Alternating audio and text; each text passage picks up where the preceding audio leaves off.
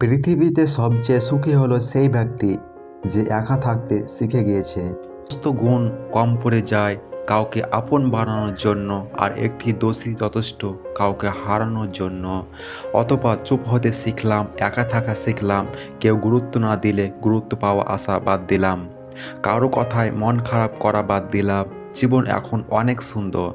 বুঝতে শিখো কে সময় নিয়ে তোমার সাথে কথা বলে আর কে সময় পেলে তোমার সাথে কথা বলে। মানুষ সারা জীবন যতই আপন আপন করে কাটাক না কেন, হ্যাঁ, একটা সময় অবশ্যই আসবে যখন সে বুঝতে পারে এর পৃথিবীতে নিজের থেকে আপন আর কেউ নেই।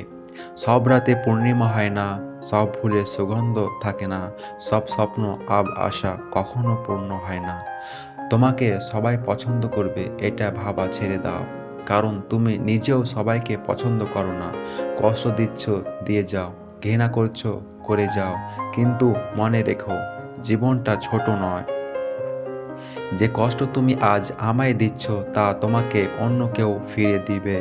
কাউকে অতীতের পাপ নিয়ে ক্ষমা চেয়ে রবের কাছে তোমার খোঁটা দিও না, সে হয়তো আগে থেকে উত্তম হয়ে গেছে।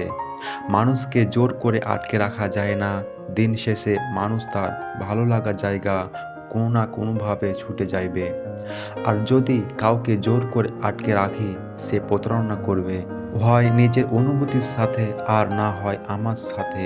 দুশ্চরিত্র মানুষ কখনো নিঃসঙ্গী হয় না, নিঃসঙ্গী তো তারাই হয় যারা একজনে আসক্ত থাকে। পরিস্থিতি খারাপ হলে সে মুহূর্তে নিজেকে শেষ করে দেওয়া হলো সব থেকে সহজ কাজ, কিন্তু কঠিন কাজ হলো পরিস্থিতির মুখোমুখি করা। কোনো সন্তান যদি অতিরিক্ত সৎ এবং বিনয় হয়ে থাকে, তবে ভাই বোন তো দূরের কথা, বাবা মাও সে সন্তানকে ঠকাতে ছাড়ে না। এটাই বাস্তবতা।